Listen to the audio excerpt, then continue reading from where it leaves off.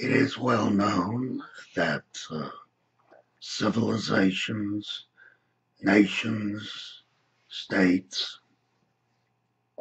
individuals leave their footprints in time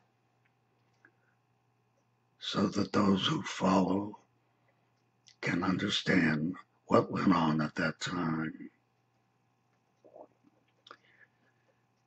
I left my footprint of an event that occurred early in my lifetime. Let me tell you this story. I got a letter from Baylor College of Medicine, Department of Virology, which makes up the vaccine for the expected flu each fall. They don't manufacture it, but they put it together, turn it over to some company to manufacture it for distribution. They were looking for volunteers to test the vaccine they were working on. So I volunteered. I went over, signed in, and they took a vial of blood and told me I would hear from them. I said, "What is this about?" The nurse told me, "We have to check your blood to see if there are any antibodies of past flu infections that you may have had that might make it difficult for us to test you for any new flu vaccine."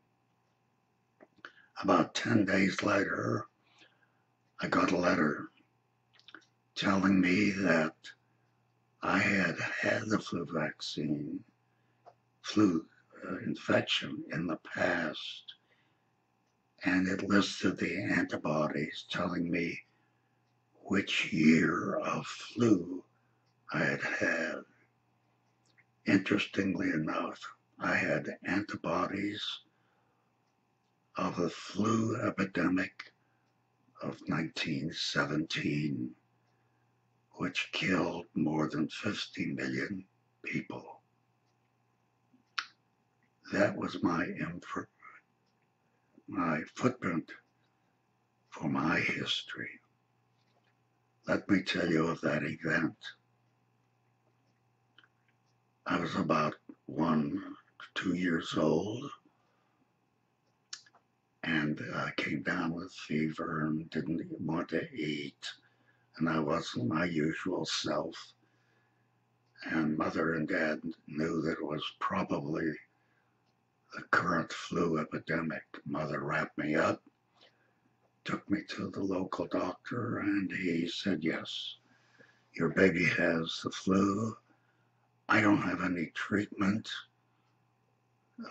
just to keep him warm and watch him. And I suggest you don't give him any milk. He can drink anything else if you can get him to do it." And we got home, Mother and said to Dad, "We've got to watch our baby. He's very sick." A day passed, and Mother became ill with the flu and went to bed. Now, Dad was responsible for washing diapers and feeding Mother and looking out for me, and it was too much for him. So he called Bobby from Pittsburgh. Bobby was my grandmother, my mother's mother. She came and pitched in and helped take care of things. And shortly she developed fever and she had the flu and went to bed. But the main focus was taking care of me, and Mother and Dad were desperate. She called the family doctor again. He said, I can't help you. If your baby is not any better tomorrow, here's the name of a specialist in Pittsburgh. Take your baby into Pittsburgh and maybe he can do something. Mother and Dad talked and between them decided they weren't going to wait for tomorrow. They were going to take care of my baby today. So they called the specialist in Pittsburgh. They told him what was going on, and he said, I can't give you any advice, but if you bring your baby in, I'll take a look at him and see what I can do. But they said, can we travel with him to Pittsburgh? He said, from what you tell me, I'm pretty sure he's able to travel. So they wrapped me in blankets and a couple pillows and went to Pittsburgh. They got to the doctor's office.